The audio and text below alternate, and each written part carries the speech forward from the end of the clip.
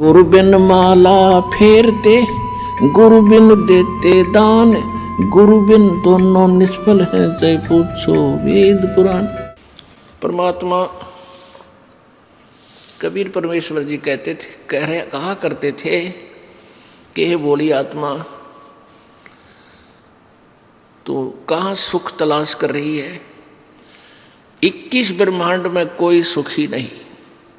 ब्रह्मांड 21 आग लगी है और कृत्रिम बाजी सभी ठगी है। घर घर में आग लगी है, किसी का शांति रही नहीं। क्यों? क्योंकि हम भक्तिहीन हो गए और सभी धन कमाने के लिए प्रत्येक नीचे से निम्न सत्र का भी कार्य करने के लिए उद्धत हो जाता है प्राणी, फिर भी सेठ नहीं बनता। क्योंकि ये तरीका धनवान बनने का नहीं है। धनवान बनाकर भगवान की रजा से हम अपने तरीके से धनवान बनना चाहते हैं। कोई मिलावट करके, कोई रिश्वत लेकर, कोई चोरी करके, कोई डाके मार के, कभी भी जीव उभर नहीं सकता, दूना ब्रेक डाउन होगा। अब कारण क्या है कि जो आपके प्रारब्ध में लिख दिया आपके पूर्व संस्कार से, वो चेंज नहीं हो सकता।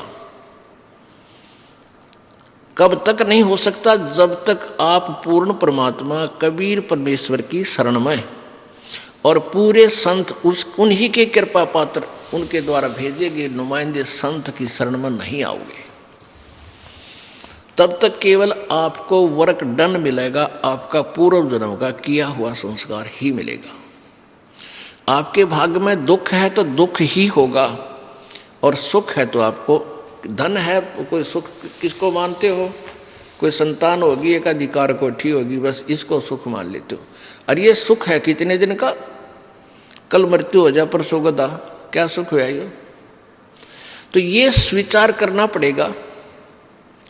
तो कैसे हम धनवान बनेंगे?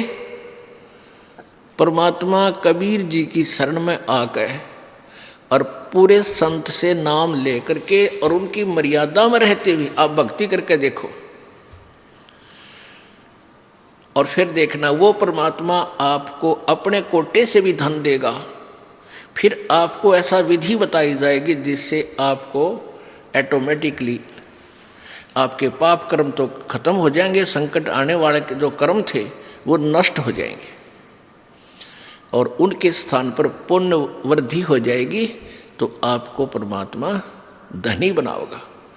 आप बीमार हो गए और उसमें 20,000 रुपये लग गए और आपने 2 नंबर से कमाए 5,000, 15,000 घाटे में गए और पाप न्यारे, वो पैसे भी गए और पाप न्यू के न्यू रह गए, जिस कारण से आपने 2 नंबर तक धन कमाया था।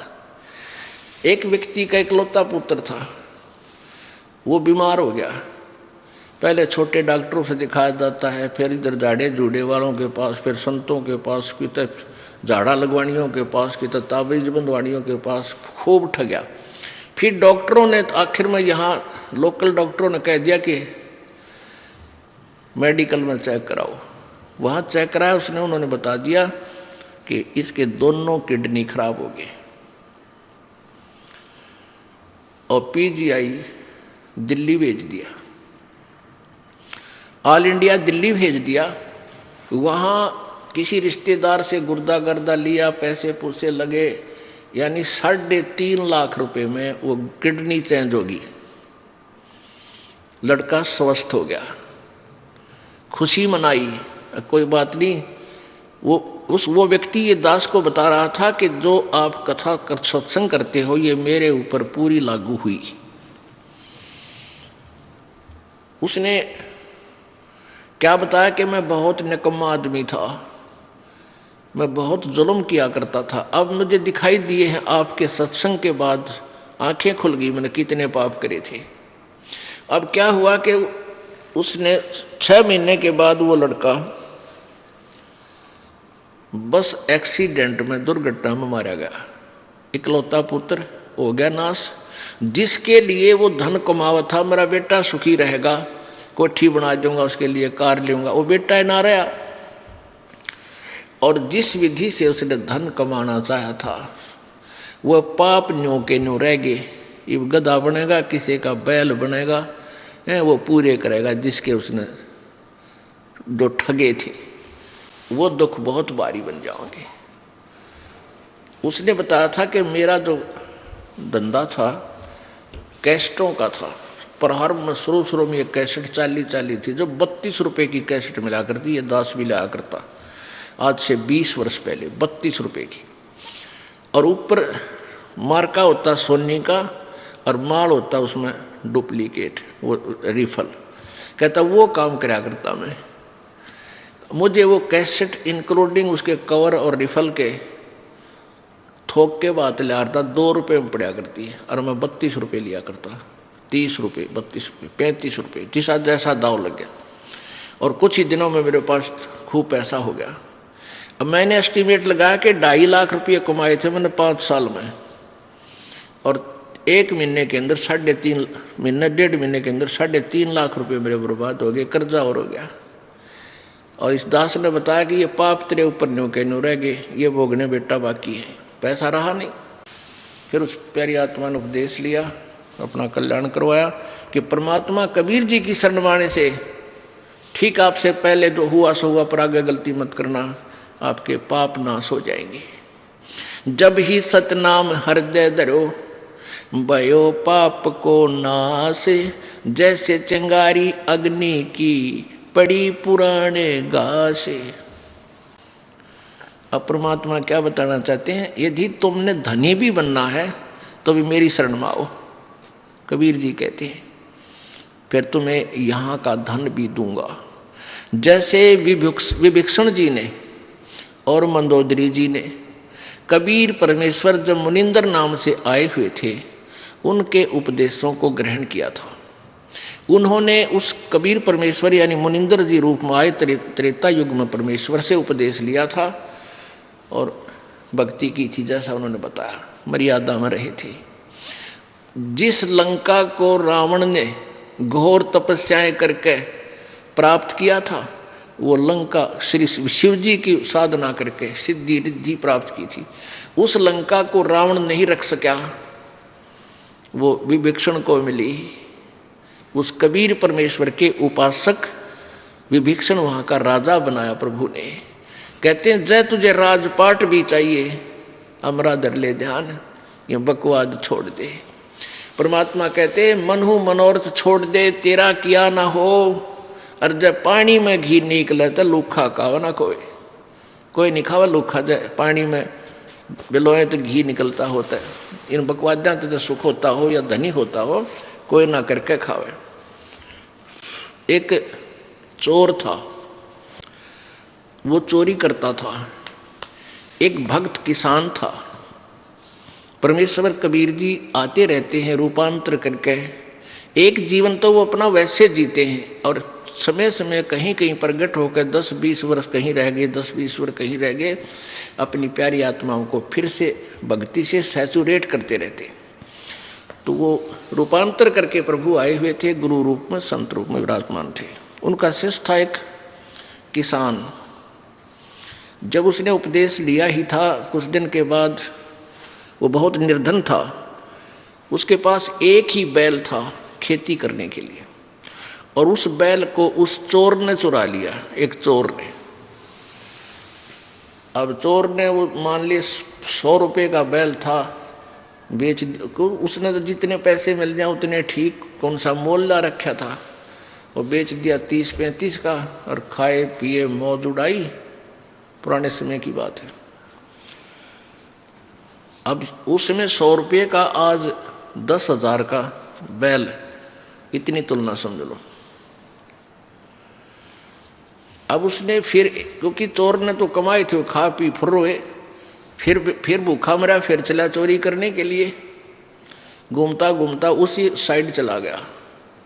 उसने देखा ऐसे झांक के, उसी पहले वाले जिसका एक बैल चुरा के ले गया था, उसने देखा ऊपर से झांक के उसके 2 बैल, बहुत सुंदर मजबूत तगड़े तगड़े 2 बैल थे।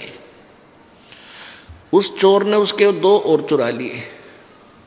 उसी के 2 और चुरा के चला गया। उसने ये सोचा कि ये आदमी हाउला भी ना करता, ना कि तब पुलिस रिपोर्ट करता, ये सीधा सा आदमी है, इसके के चुरा ले। अब उसने वो भी साल 2 वर्ष में खा पी कर बर्बाद किए। फिर वो उसी क्षेत्र में आ रहा था, उन्हें सोचा उसका तो नाश हो लिया होगा, उसके पास तो होगा ही नहीं। फिर भी किसी और के चोरी करने के लिए चला, रास्ते में वही घर पड़ा था। फिर झांक कर देखा उसने, क्या देखा कि उसमें 4 बैल थे। 4 बैल एक तगड़े तगड़े खगड़ जैसे। अब उस चोर ने तो पेट पकड़ लिया, तेरा गजब हुई, मैं इसके 3 बैल चुरा ले गया, मेरा तो नाश हो गया, मेरे पास तो चवन्नी नहीं, इसके 4 बैल आ गए। भाई इस आदमी से तो पूछना चाहिए के जादू जंत्र जाना है ऐसा। तब उसने क्या किया, वो किसान, गर्मियों के दिन थे, किसान बाहर सो रहा था अपने आंगन में, बैल साइड में बंधे हुए थे। उस चोर ने वो किसान उठाया। किसान कहने लगा, भाई कौन है तू, मुझे सोने। वो बोला मैं चोर हूं।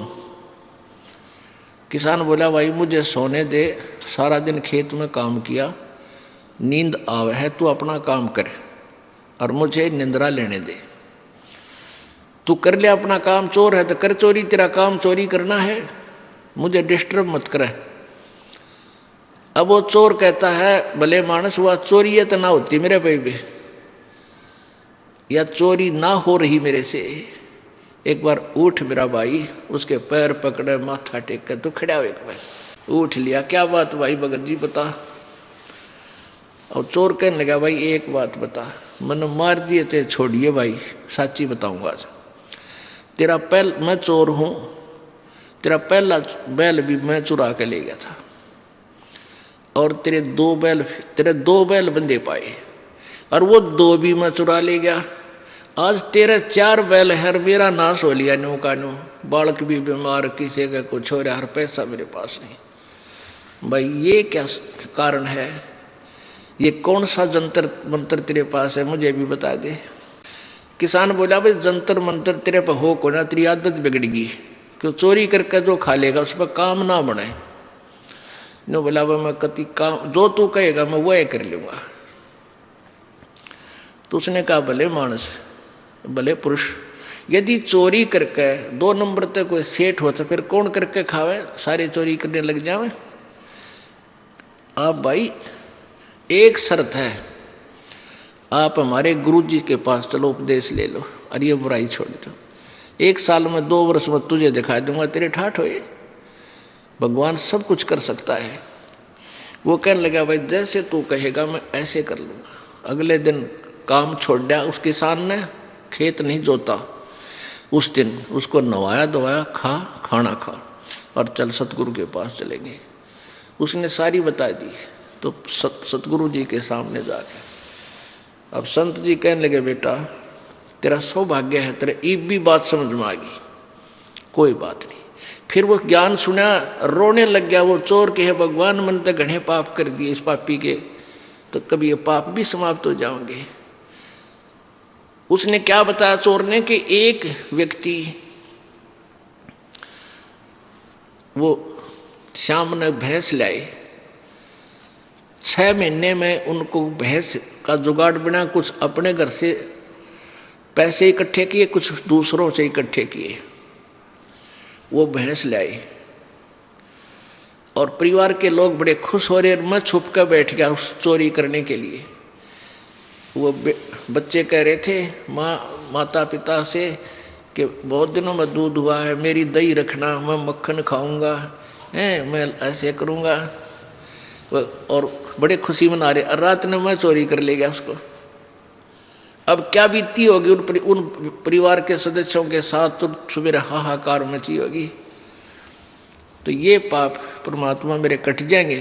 प्रभु बोले, गुरुदेव बोले, बेटा ठीक है, अनजाने में ये प्राणी ना जाने कितनी गलतियां कर देता है, पर उपदेश ले, आज के बाद पाप मत करिए, नहीं फिर अक्षमा नहीं होगा। दोनों कान पकड़ दिए जी, फिर चोरी नहीं करूँगा। फिर उसने कहा जा उपदेश ले और भक्ति कर बेटा, देख रंग भगवान के कुछ दिनों में। अब उसके बच्चे बीमार थे, उधर से चोरी करके ले जा, उन बच्चा में लाग जा, एक अंधा हो रहा है, एक की टांग पैरालिसिस हो रहा, इस तरह बुरा हाल उसका। उन बच्चा ने लिया ठा के साया ने, एक गुरु जी उपदेश दे दो, इन पर दया करो। वो नाम लिया, धीरे धीरे बगैर ही औषधि के मालिक के आशीर्वाद तो वो बालक भी ठीक होने लगे। अब उस किसान ने कहा कि ले भाई ये एक बैल तू और ले जा और अपना कमा ले, धंधा करके खा भाई। वो कहने लगा भाई बैल तो मैं ले जाऊंगा तेरा एक, पर तेरे पैसे दूंगा सारे, पहले वाले बैलों के भी और इसके भी। किसान बोला भाई वह तले तेरी मौज है, बाकी मैंने तेरे पैसे की कति आवश्यकता नहीं। तो उसने क्या किया, अपना धंधा करना शुरू किया। 2-3 वर्ष के बाद उसका खूब ठीक गुजारा हो गया। तो 3 बैलों के पैसे, 4 बैलों के पैसे लेकर उस किसान के पास आया। कहने लगा भाई तेरा भला हो, आपने मुझे बहुत ही अच्छा मार्ग दिखा दिया और ये पैसे ले तेरे सारे। उससे किसान बोला भाई मेरे को पैसे मेरे परमात्मा ने दे दिए थे, 4 बैल बांध दिए मेरे, एक सीजन में इतनी कणक होगी थी मेरे पास, उन 3 बैलों की चोरी के भी सब में ठाठ कर दिए। ये पैसे मालिक को दे, तेरा पुण्य बने। वो दान करवाए दाता के पास, गुरुदेव के पास जाके। तो पुण्यात्माओं, हम परमात्मा की परिभाषा से बहुत दूर हैं, परिचित भी नहीं है, इसलिए हम पाप पे पाप करते जा रहे हैं, दूने दुखी हो रहे हैं। और पैसे की होड़ लगी, 2 नंबर के काम थे, किसी तरह भी पैसा हो, पैसा ही पैसा दिखाई देता है संदेह प्राणी में। और पैसा भी परमात्मा बिना आपके पास आ नहीं सकता, दूना दुखी होगा। तो यहाँ परमात्मा हमें बताना चाहते हैं कि सुख तो यहाँ है ही नहीं, लेकिन निर्धन ये सोचता है ये धनवान सुखी होंगे, मेरे पास माया आ जाए। माया आए पाछे देखियो आप किसे सुखी होगे, दूने दुखी। पूछो मत, इन सेठा ने पूछ लो क्या हालत से उनकी, क्योंकि माया एक बार आई ना और आदमी का मस्ती छाई ना, पहले तो भगवान से दूर करेगी। क्योंकि हम इस झूठे सुख को सुख मान लेते हैं, धन हो जा, एक कार कोठी हो जा, 10 आदमी सलूट करनी हो जा, बस फिर तो टीटी पाक जाए। और परमात्मा कहते हैं या तो पृथ्वीपति, पूरी पृथ्वी का राजा, चक्रवर्ती राजा चकवा, वो भी सुखी नहीं भाई। देवराज इंद्र का राजा भी सुखी नहीं। क्या बताते हैं भाई, सुरपति दुखिया भूपति दुखिया, ये रंक दुखी बपरीती हो। सुरपति दुखिया भूपति दुखिया, रंक दुखी बपरीती हो। कहें कबीर और सब दुखिया, एक संत सुखी मन जीती हो। संत सुखी मन जीती हो, तंदर सुखिया कोई न देखा, जो देखा सो दुखिया हो। उदय अस्त की बात करत हैं, मन सबका किया विवेक का हो। सबका किया विवेक का हो। अब क्या बताते हैं भाई, इंद्र भी दुखी, सुरपति देवताओं का राजा दुखी, और पूरी पृथ्वी का राजा दुखी, और रंक दुखी बपरीती हो। और गरीब तो स्वाभाविक दुखी, निर्धन तो स्वाभाविक दुखी। और कौन सुखी, कह कबीर और सब दुखिया, एक संत सुखी मन जीती हो। अब मन जीता कैसे होगा, परमात्मा की शरण में आवे। और गुरु जी बताते हैं परमेश्वर का विधान के बीड़ी शराब मांस तमाकू जर्दा कभी छूना भी नहीं है, यदि तूने कुछ सुख चाहिए जीवन में। ये सबसे बड़े शत्रु हैं इस प्राणी के, इनको कभी नहीं खाना चाहिए। बकवाद करेगा क्योंकि इसने तो आपको पशु बनाने का कॉन्ट्रैक्ट ले रखा है, ठेका ले रखा है। इस मन को इन बुराइयों से हटावे और परमात्मा के चरणों में लगावे। मन चाहता है कार खरीदूं, कोठी खरीदूं, ये कर लूं, वो कर लूं। अब मन के खरीद सोचने से और कहने से कुछ नहीं होगा। परमात्मा में समर्पण कर दे, भगवान में कि हे प्रभु, जैसे भी आपने इस दास का हित लगे उतना ही देना, अधिक नहीं। और फिर परमात्मा कहते हैं, जैसे आज दिन में उदाहरण आपको सुनाया था कि साईं इतना दीजिए जिसमें कुटुंब समावे, कल 2 सत्संग में सुनाया था आपको।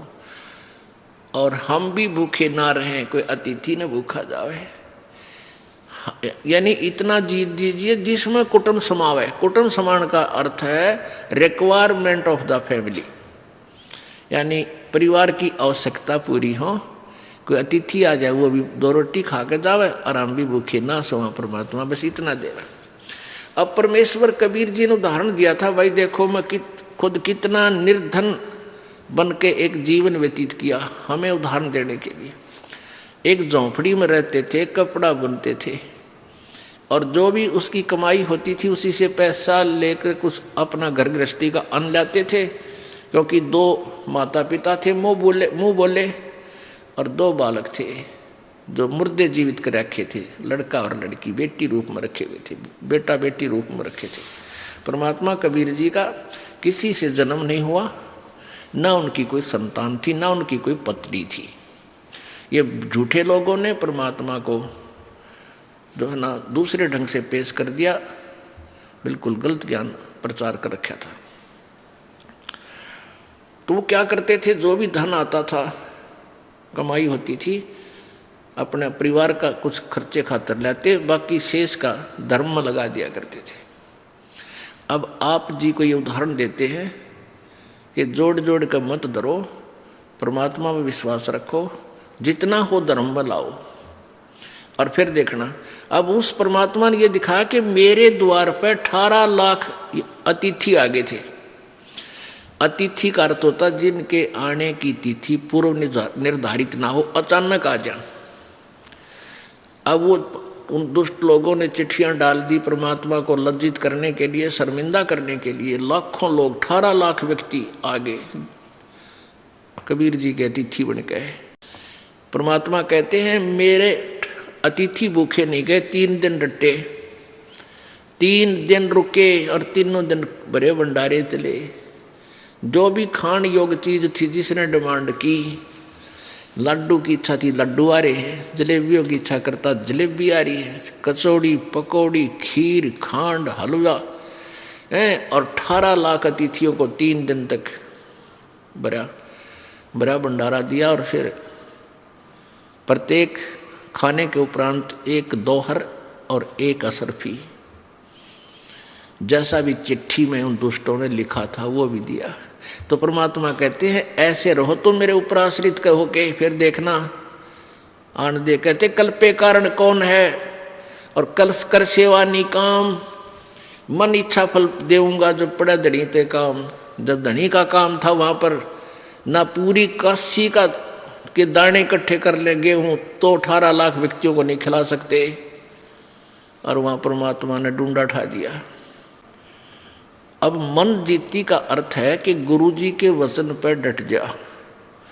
गुरुजी कहते हैं ये बुराई मत करो, तुरंत त्याग दो, ये भक्ति करो, हाथ से जितना पुण्य हो सके अवश्य करो। परमेश्वर जी कहते हैं चढ़ी चोंच भर ले गई नदी ना घट्यो नीर, और दान दिए धन घटे नहीं नो, कह रे साहिब कबीर। पुण्यात्माओं, प्रसंग था कि तन धर सुखिया कोई न देखा, जो देखा सो दुखिया हो। और उदय अस्त की बात करे मन सबका किया विवेका हो। जो चक्रवर्ती राजा उदय अस्त, जिसके राज्य में सूर्य अस्त ही नहीं होता, उदय जहाँ होता है और अस्त जहाँ होता है, यानी पूरी पृथ्वी का शासन जिसके पास है, वो इंसान भी कभी सुखी नहीं हो सकता जो भक्त नहीं है। जो सच्चा भक्त नहीं है, सच भक्ति नहीं कर रहा है, पूरे संत की शरण में नहीं है, तो फिर कहाँ सुख है। तो परमात्मा कहते हैं मन तू सुख के सागर बस रे भाई और न ऐसा यस रे। मन तू सुख के सागर बस रे भाई और न ऐसा यस रे। यहाँ मान लीजिए पूरी पृथ्वी का राजा है, तेरी बड़ी महिमा हो रही है, ठाठ हो रही है, दुनिया तेरे गुण गा रही है। एक मानधाता चक्रवर्ती राजा था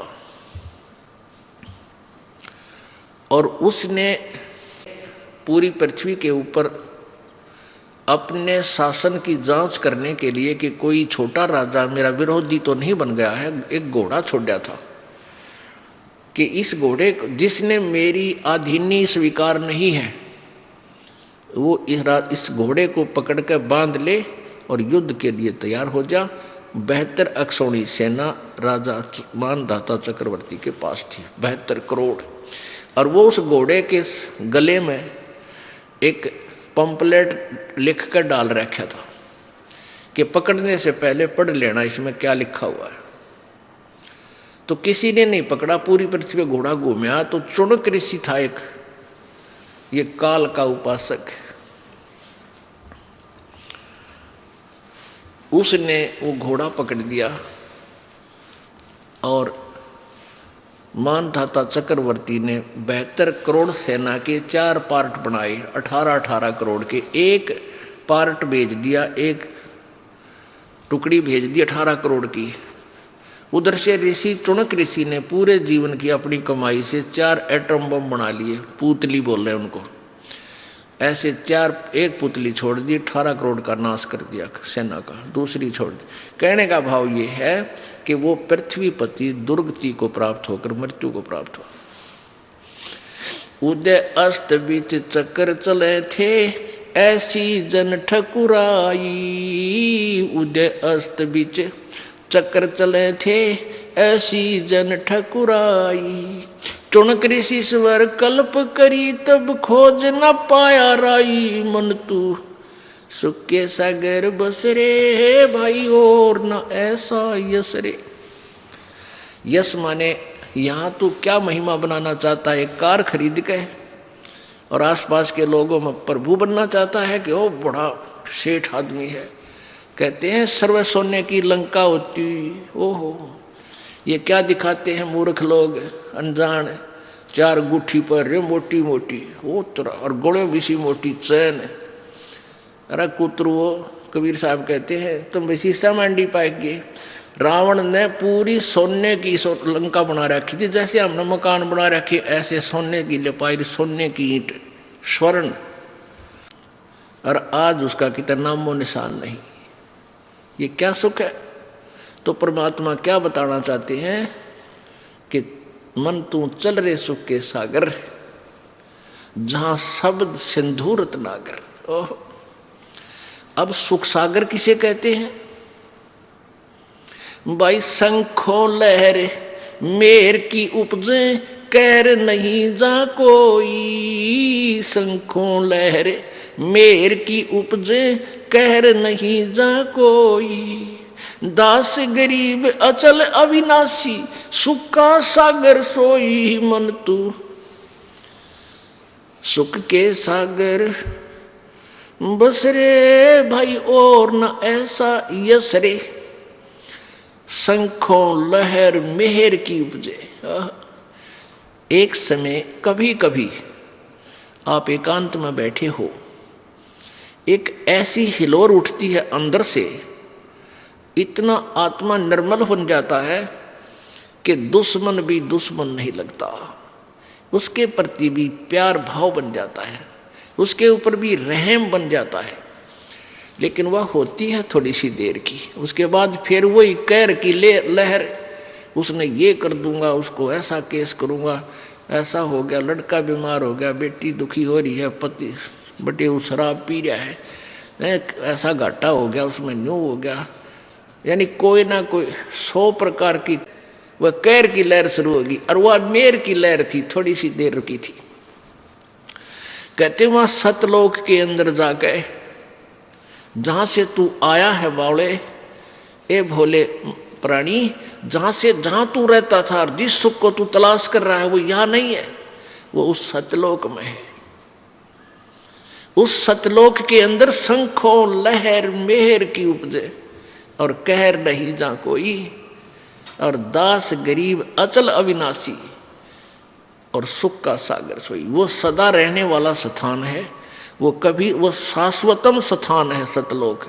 गीता जी अध्याय नंबर 18 के श्लोक 62 में कहा कि अर्जुन, गीता ज्ञानदाता कह रहा किसी और भगवान परमेश्वर की शरण में जाने से को कि हे अर्जुन, तू सर्वभाव से उस परमेश्वर की शरण में जा जिसकी कृपा से तू परम शांति और सनातन परम धाम को प्राप्त होगा। ओह, परम शांति को प्राप्त होगा और शाश्वतम स्थानम, शाश्वत माने सदा रहने वाला, कभी नाश ना हो जिसका। अब ब्रह्मलोक तक तो सारे नाश हुआ, 21 ब्रह्मांड का नाश, 7 संग ब्रह्मांड का नाश, लेकिन सतलोक, अलखलोक, अगमलोक, अनामी लोक, उन लोकों का कभी विनाश नहीं होता। तो उस वहां चलने के लिए परमात्मा कहते हैं जहां तुम रहा करते थे, और वहां जाकर तुम्हें सुख होगा। वह ना तो जाड़ पड़वाणी के बुढ़ापा नहीं आवे, ना आंख बनवाणी, ना बीपी हाई हो, ना लो हो। ये 5 तत्व का पुतला नहीं है वहाँ पर। वहाँ तो एक नूरी शरीर है, एक तत्व का, ऐसनाविरम शुक्रम अकायम। ओह, वहाँ परमेश्वर का भी शरीर ऐसा ही है, नूर का है, अपना भी नूर का है। अब जैसे ये पारखी है कबीर पंथ में, पारखी बने हुए हैं कबीर साहिब के पंथ में, कबीर जी का नाम लेकर पंथ चलाते हैं और पारखी नाम रख रखा है, पारख सिद्धांत। वो कहते हैं कि परमात्मा कोई नहीं है, ये जीव ही भगवान है, यही प्रभु है, जीव खुद ही सृष्टा है। अब पुण्य आत्माओं, आत्मा, और फिर नाम रखा परमात्मा। परमात्मा शब्द क्यों बोलते हो फिर तुम? यानी कोई श्रेष्ठ आत्मा भी है, जो सबसे श्रेष्ठ आत्मा है, हमसे उत्कृष्ट आत्मा है, वो हमारा स्वामी है। एक आत्मा और परमात्मा। तो आत्मा का वहाँ शरीर जो है इतना नूर का है, इतनी चमक है, जैसे ये 5 तत्वों से बना है शरीर। और इस 5 तत्व कौन से हैं? ये अग्नि, वायु और ये जल, पृथ्वी, आकाश। और इसमें कोई सा नहीं दिखता, नजर आओ आपने कितना नहीं। इसी प्रकार वहाँ सतलोक के अंदर एक नूरी शरीर है, तेज, एक तेज तत्व से, और उससे इतना सुंदर शरीर बनता है, मुलायम सा, और ना वो कभी ओल्ड होता, बूढ़ा नहीं होता, सदा युवा रहता है। और उसमें ना बीपी हाई हुआ ना लो हुआ, क्योंकि वो ब्लड से बना हुआ नहीं है। तो ऐसा ही परमेश्वर का शरीर है, वो परमात्मा है। उनका इतना तेज है सूर्य का, उनके शरीर में इतना तेज है, वो इतने सर्वशक्तिमान शक्तिशाली है।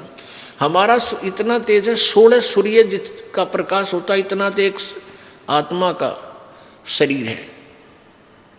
और उस परमात्मा के एक रोमकूप में करोड़ सूर्य, करोड़ चंद्रमा मिला दे, जब सतलोक के अंदर जो प्रभु के शरीर की स्थिति है, तो भी वो प्रकाश फीका रह जावे प्रभु के उस नूर के सामने। इतना नूर, इतना सुंदर है।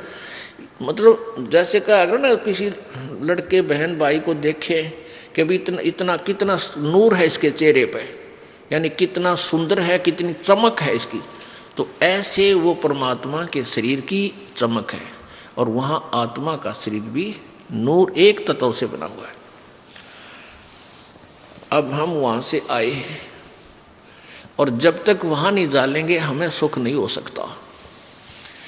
वहाँ जाने के लिए कौन सी विधि अपनानी है, कैसी अपनानी है, कैसा संत चाहिए, कौन सा मंत्र चाहिए, वो ये दास बतावेगा। वैसे तो अपनी अपनी कह गए इस दुनिया के माँ, और बिन साहिब की बंदगी की तो ठोर ठिकाना ना। अपनी अपनी सभी बताते हैं, ये दाप कर लो, ये भक्ति कर लो, ये मंत्र कर लो, एक माला दे दी, ले कंठी, तू चेला मैं गुरु। ये कोई बात हुई? अब यहाँ आते हैं बिहार के बच्चे, परमात्मा की प्यारी आत्मा, ये बहुत अच्छी आत्मा जो इतनी दूर सफ़र करके आई, बाल बच्चों को लेकर आए, वर्द भी बूढ़े भी। अब इनको उल्टे रंग में रंग रखा हुआ नकली कबीरपंथियों ने। एक तुलसी की लकड़ी की माला दे रखी है, गले में गाल दी, नो कहे माला नहीं उतारेंगे, कंठी हो कंठी नहीं खोलेंगे। इस कंठे ने शर्मा मार लिया, बता क्या करेगी इस कंठी का, क्या करोगे?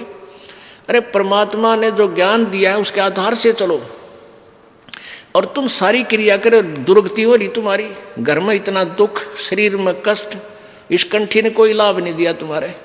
परमात्मा कबीर जी ने कहा था, ये कबीर जी ने कंठी से सिलसिला नहीं चलाया, ये तो नकली कबीरपंथियों ने बाद में इन भोली आत्माओं को बांधने के लिए सिस्टम तैयार किया।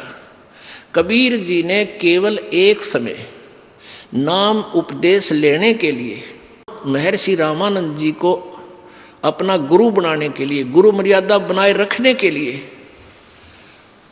क्योंकि वो वैष्णव साधु थे रामानंद जी, वो कंठी दिया करते एक तुलसी की माला, एक मणिया, और वो जो है ना वैष्णव साधु माना जाता था। अब परमात्मा ने उनकी शरण ली। रामानंद जी ने कंठी का लिए उसमें नहीं कहा, लेकिन उन्होंने वो जो स्नान करने के लिए गए थे रामानंद जी पंचगंगा घाट पे, और कबीर जी 2-2.5 वर्ष का बच्चे का शरीर बना के और पैड़िया में लेट गए थे अंधेरे में। सुबह सुबह रामानंद जी का खड़ाऊ सिर में लगी परमात्मा के, और एकदम जब झुके नीचे को, जब कबीर जी ने बच्चे की तरह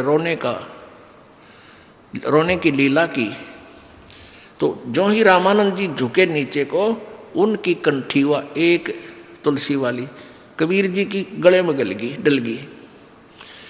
अंधेरे में रामानंद जी को पता नहीं चला। तो फिर ये कथा फिर सुनाएंगे आपको, क्योंकि ये प्रसंग और सुनाना, इसलिए एक शॉर्टकट में बता रहा हूँ आप। रामानंद जी के एक शिष्य ने जो सत्संग कर रहा था, कबीर जी ने उसको टोका था। तो रामानंद जी के शिष्य ने पूछा कि तू वेद शास्त्रों के बारे में कैसे जानता है, तूने तिलक क्यों लगा रखा है, क्या तूने किसी से नाम ले रखा है? परमात्मा बोले हाँ, मैंने उसी से नाम ले रखा जिससे तूने ले रखा है।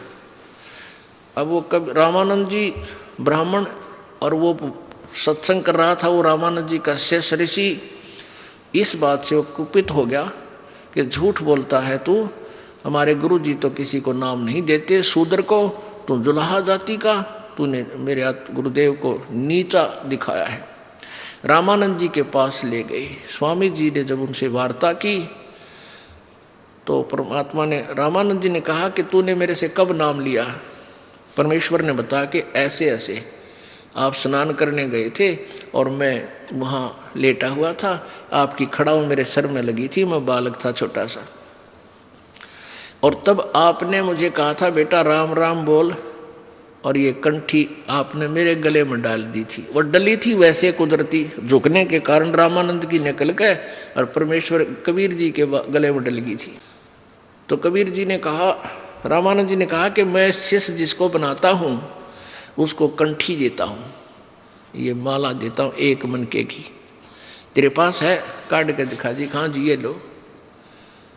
कहने लगी मैंने तेरे को कब दी? कि जिस दिन ऐसे ऐसे कहानी बनी उस दिन आपने मुझे दी थी।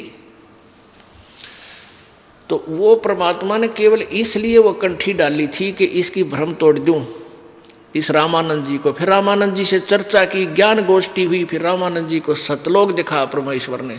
वो महर्षि फिर परमात्मा के चरणों में गिर गया था कबीर जी के, और रामानंद जी ने भी वो कंठी तोड़ कर फेंक दी थी और कबीर जी ने भी फेंक दी थी, क्योंकि इन कंठियों से भगवान नहीं मिला, इस मंत्र और साधना से परमात्मा प्राप्ति होगी। अब वो फिर क्या था, रामानंद जी के जो शिष्य थे वो रामानंद जी से विरुद्ध हो गए कि ये ब्राह्मण होकर और जुल्हाए के साथ रहता है, इसने नाश कर दिया। तो उन नकलियों ने वो कंठी वाला सिलसिला फिर जारी रखा। लेकिन परमात्मा कबीर जी ने केवल सब चीज़ों से दूर किया। परमात्मा ने कहा कंठी माला सुमरनी सभी सिलसिला मेट, इन सब को भूल जा। और माला तो आपने, अब जैसे आप आरती में पढ़ते हो,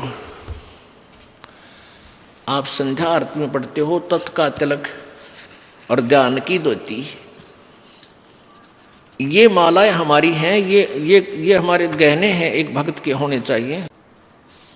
और परमात्मा ने कभी भी ऐसा तेज की आरती तेज का आगे, तेज का भोग तेज को लागे, तेज पखावज तेज ही बाचे, तेज ही नाचे तेज ही गावे, तेज का थाल तेज की बाती, तेज का पुष्प तेज की पाती, तेज के आगे तेज विराजे, कह कबीरा आरती साजे। अदली आरती अदल समोई, निर्भय पद में मिलना होई, दिल का दीप पवन की बाती, और चित्त का चंदन पांचों पाती, तत् का तिलक ध्यान की धोती, और मन की माला अजप्पा ज्योति। ये हाथ में माला लेकर जाप करना, इसको भी मालिकीय कहते हैं, इसकी कोई आवश्यकता नहीं। फिर भी क्योंकि हम जैसे बच्चे को पहले क ख सिखाते हैं तो तख्ती पर लिखकर, फट्टी पर लिखकर सिखाया करते थे, अब ऐसे सिखाते हैं। तो यहाँ परमात्मा कहते हैं कि तत् का तिलक और ध्यान की धोती, तत् का तिलक यानी इस तिलक को लाने के लिए नहीं कहा कि आपके पास तत्व ज्ञान हो, और तत्व ज्ञान आप जब भी बोलोगे तुरंत प्रकट हो जाएगा, ये तेरा तिलक है। और ध्यान की धोती मन की माला, गले में डालने से कोई लाभ नहीं, जैसे मन है इसको परमात्मा के नाम पर लगाए रख, और इसको दिन रात इसके संबंधित जोड़े रख, ये वास्तविक माला है। तो ये परमात्मा हमें यही बताना चाहते थे कि तुम जो साधनाएं कर रहे हो इनसे कोई लाभ नहीं होगा।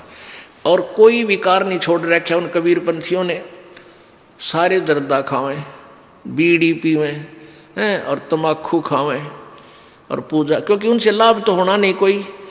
अब जैसे ये दास इस हरियाणा में यही इसी तरह के तम्बाकू और शराब यहाँ भी एक नंबर पर है, खूब पीवे हैं, तम्बाकू भी खाते हैं।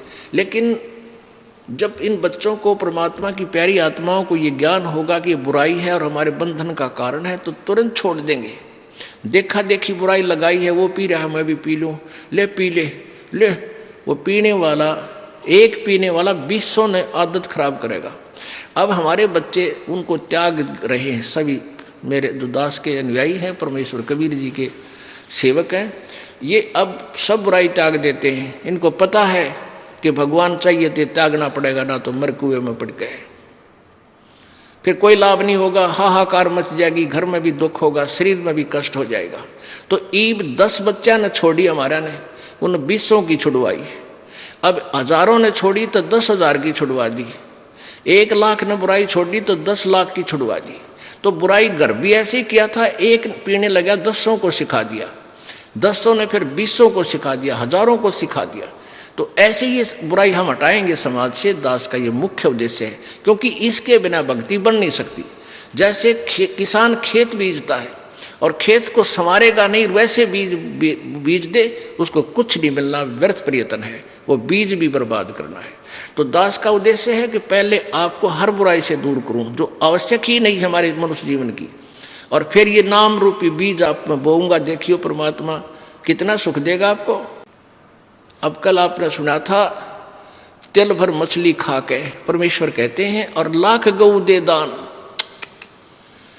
एक गऊ, लागड़ गऊ, दूध वाली गऊ दान देने का बहुत पुण्य लिखा पुराणों में।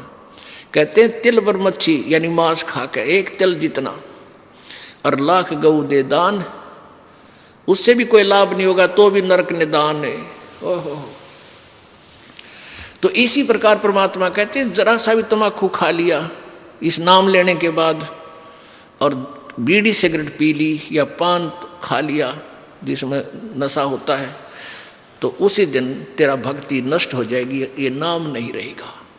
अब समझदार व्यक्ति नहीं गलती करेगा। जैसे माता गर्भ को राख यतन बना और ठेस लगे तो छन्न हो तेरी, ऐसे भक्ति जा। किसी बहन को 5, 7, 10 वर्ष में कोई गर्भ रहा हो, फिर वो रात में भी दुखी रहती है, चिंतित रहती है। जब वो करवट लेती है तो भी एकदम उठ के बैठ जाती है, कहीं मेरे बच्चे पर दबाव तो नहीं पड़ गया और ये खराब तो ना हो गया है, भगवान मेरा गर्भ खराब ना हो जाए। तो वो फिर उसको प्रफुल्लित कर लेती है, फिर वो बालक, वो लाल उसको प्राप्त होता है। ऐसे ही ये भक्ति है। इसको इतने जतन से रखना पड़ेगा आपने, यदि परमात्मा चाहते हो ना यहाँ आने की कोई आवश्यकता नहीं, क्यों डले ढो खाम खा। और आज देखना कुछ दिनों के अंदर ये समाज सुधरेगा, आपकी हर इच्छा परमात्मा पूरी करेगा, घर का दुख मिटेगा, शरीर का कष्ट मिटेगा, जो लाखों रुपए से बिना मिटना था। तो फिर आपको कितनी शांति और कितनी खुशी होगी और कितनी उमंग से आप आओगे। पहले वो बीमारी पर पैसा लगाते थे, फिर दान में खर्चोगे और दान से आपको पुण्य होगा।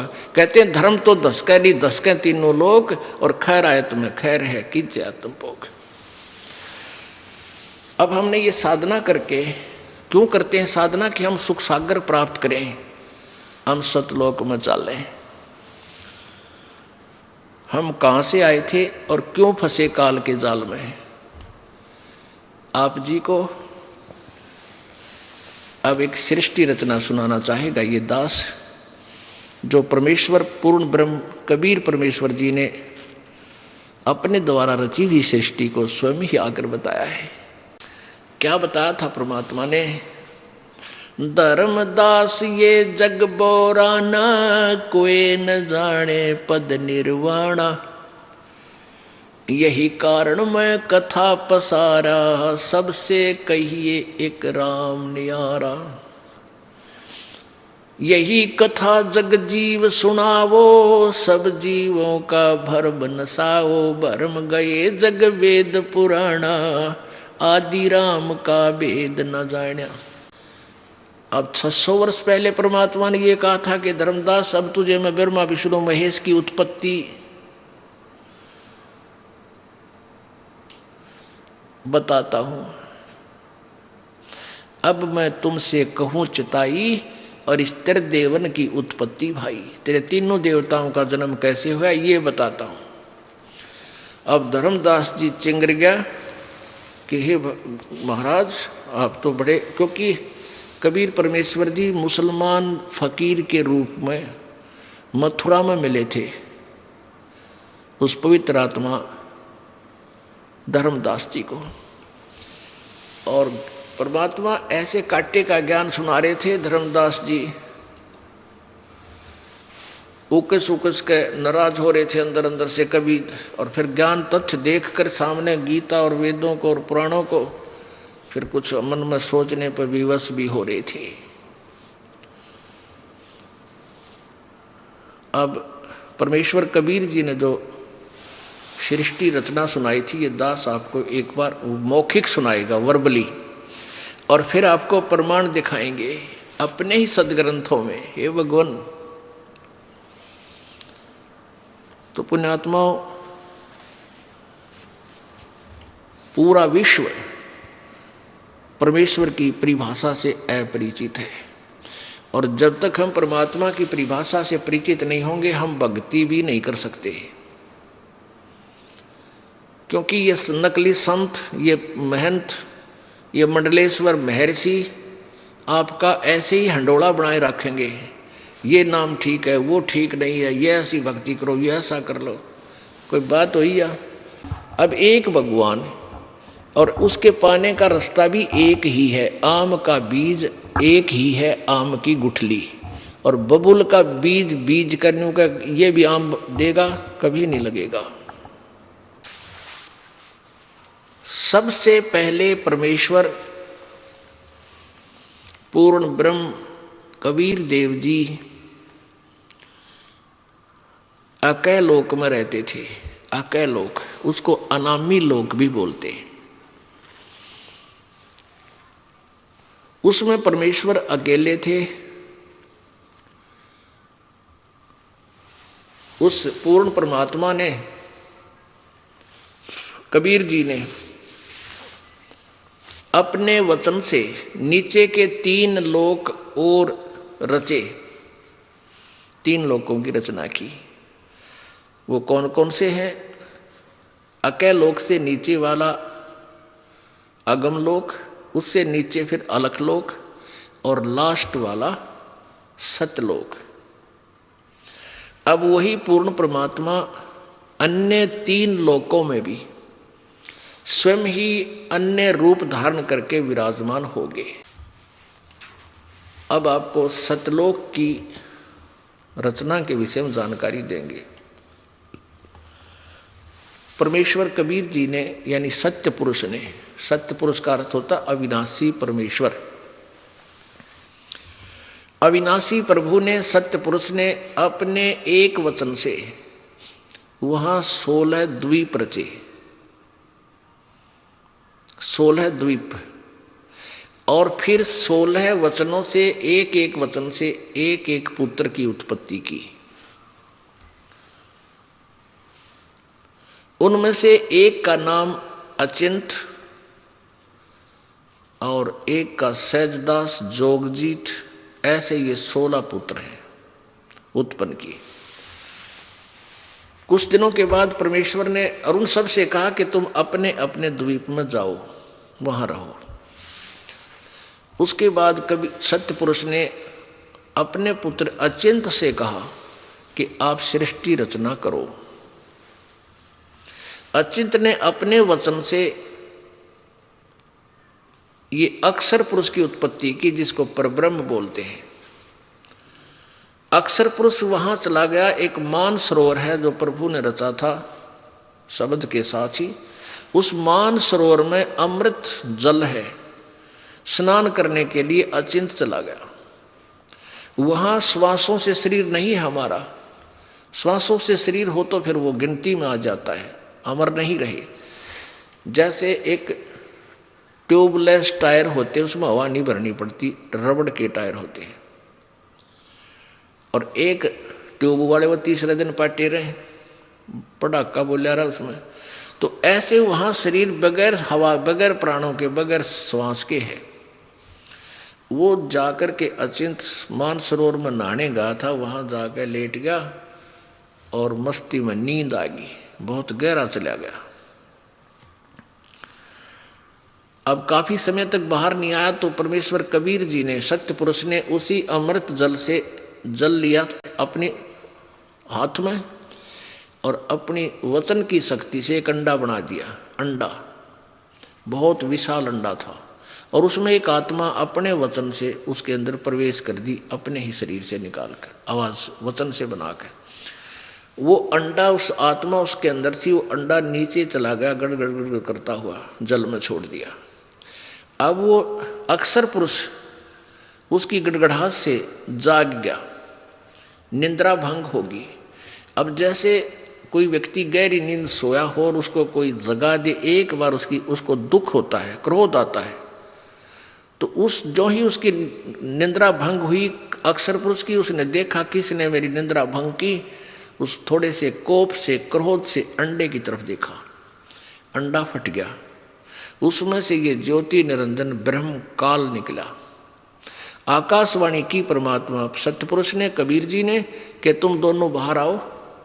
अक्षर पुरुष तो निंद्रा में था, तुझे जगाने के लिए ये सब क्रिया की, तुम दोनों बाहर आओ। दोनों बाहर आ गए और कहा तुम अचिंत के द्वीप में जाओ दोनों। वो एक द्वीप में 3 रहने लगे और बाकी एक एक द्वीप में वो 15 और थे। अब परमात्मा ने कहा अचिंत तुम सृष्टि नहीं रच सकते। परमात्मा ने इसलिए ढीला छोड़ा था कभी ये बच्चे फिर बाद में बकवाद करें। अब अचिंत बैठा बैठा देख रहा, अक्षर जाकर सो गया, अक्षर पुरुष वो परब्रह्म। अब तुम कोई सृष्टि नहीं करोगे, मैं ही करूँगा। तब परमात्मा ने हम सभी आत्माओं को, जितने भी आज कुत्ता, गधा, सूअर, चींटी, हाथी, देवता, मनुष्य बने हैं, ये सब परमेश्वर कबीर जी के बच्चे हैं। उस परमेश्वर ने अपने वचन से सभी असंख्य आत्माओं की वहाँ उत्पत्ति करी और सबको बहुत बड़े बड़े महल वहाँ दिए अलग से रहने के लिए। वहाँ आपका परिवार था, परिवार के परिवार थे वहाँ पर आपके, कोई काम नहीं, सारा दिन वहाँ सैर सपट्टे, बड़े बड़े वहाँ पर काजू, किस्मत, सेब, संतरे वो नूर के बने हुए, सदाबहार वृक्ष है वहाँ पे, अमृत जल है वहाँ पीने के लिए, दूधों की नदी बह रही है वहाँ पर। हम उसको छोड़ आए। कैसे छोड़ आए? अब हम वहाँ ठाठ से रहा करते थे, कोई दुख नहीं, किसी प्रकार की मृत्यु नहीं, कोई बुढ़ापा नहीं। अब इस ज्योति निरंजन क्षर पुरुष ने इस काल के मन में आई कि हम तीन एक लोक में, एक द्वीप में, और बाकी सभी मेरे भाई हैं, जितने भी हैं, ये सब अलग अलग द्वीप थे आपके, अलग अलग, बहुत सुंदर, और हम तीन एक द्वीप में। तो इसने सोचा मैं तप करके अलग से राज प्राप्त करूंगा। तप से राज, और राज मदमानम जन्म तीसरे शुक्र समानम। इसने एक पैर पर खड़ा होकर तपस्या शुरू कर दी। एक पैर पर खड़ा होकर, और ये 70 युग तक तप करता रहा ऐसे। और हम क्यों फंसे इसके जाल में? हम सभी इसको ऐसे एक टांग पर खड़ा होगा और तपस्या करते हुए देखने लगे, और अंदर में इसके प्रति हमारी प्रेम भावना बन गई को देख कितना एक पैर पर खड़ा हो। वह बीमारी हमारे आज भी विद्यमान है, ये बुराई, ये बीमारी आज भी अपने लगी हुई है। जैसे हीरो और हीरोइन, ये अभिनेता और अभिनेत्री अपने पेट के लिए चटक मटक करते हैं, डांस डूंस करते हैं, अच्छा मेकअप करके और फिल्म बनाते हैं। और ये भोले प्राणी युवा बच्चे उनको देख देख कर का वो मेरा फेवरेट हीरो है, वो मेरा फेवरेट हीरो है। टट्टू के फेवरेट है, बताओ, वह नाचते कूदा अपने पेट के लिए, और तुम उसके ऊपर आसक्त हो रहे हो। अब उनमें से कोई भी हीरो या हीरोइन, अभिनेता या अभिनेत्री इशार में या बरवाला में आ जा, देख इन जवान बच्चों की वहाँ समूह कितना कट हो जा, कितने इकट्ठे हो जाएंगे, और न देखेंगे वो खड़ा इतनी 1 किलोमीटर दूर मंच पर, वो खड़ा, वह खड़ी देख, और सारा दिन धक्के खा के वापस आ जा। बता के ले आए उसने देख के? तो उसके ऊपर बेमतलब हम आसक्त होने की बीमारी हमारा